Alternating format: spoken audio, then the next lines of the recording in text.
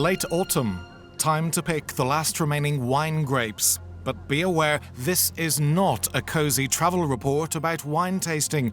No, we are going to check some facts and figures about one of the most challenging questions: global climate change. Is it already on its way?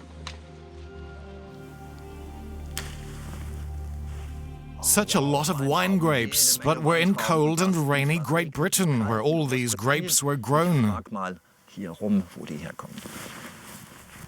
In the English county of Sussex, Rathfinny Wine Estate, where 72 hectares of vines have already been planted. In 2020, this will be the biggest vineyard in Britain. Half a century ago, the average temperature during the growing season here was 12.5 degrees Celsius. Today, it's almost 14 degrees. Global warming is speeding up. It is getting warmer every year. The vineyard people are moving further up through Britain. Mark used to manage a multi-billion-pound hedge fund. He left the City of London in 2009 to invest his money in wine. He has spent £10 million so far, building up a complete new wine estate.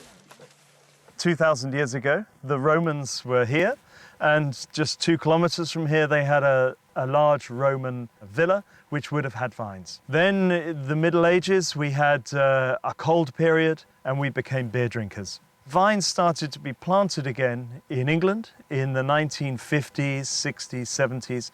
Really, with the benefit of climate change, we're now seeing a lot more vineyards being planted in England. His chances of success are high.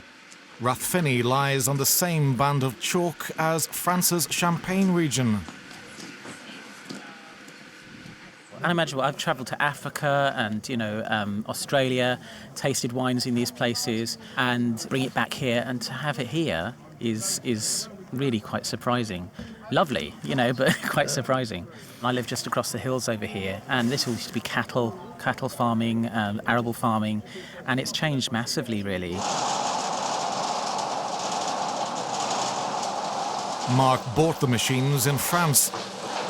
After quitting his previous job to follow his vineyard dream, he spent 2 years studying winemaking. He hopes to break even in 2019.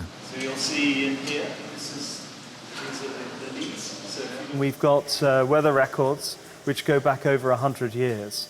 And when you look at the weather records, you can see that over the last 25, 30 years, we've seen a gradual increase in average annual temperatures. You have a much greater ability to be able to ripen your grapes to the right levels, to get the right level of sugar, the right acidity, the right balance of grapes to make really spectacular sparkling wine.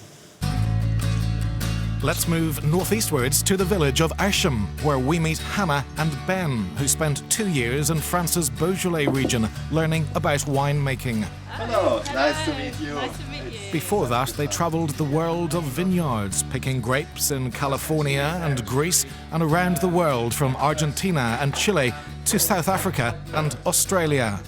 We asked Ben how to choose the best location for a vineyard.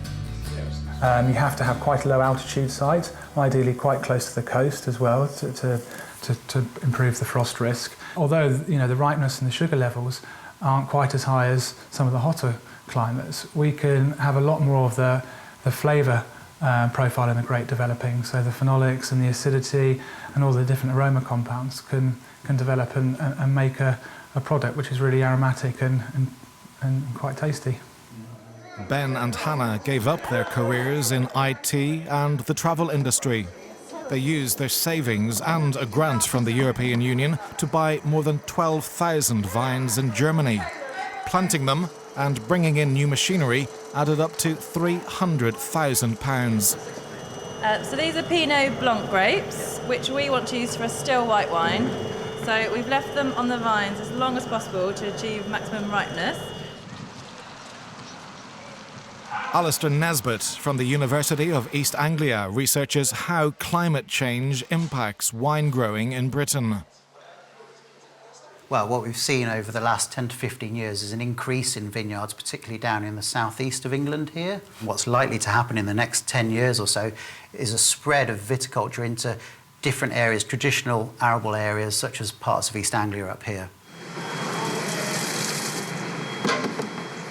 Alistair travels around the country supporting pioneers such as Ben with his scientific input.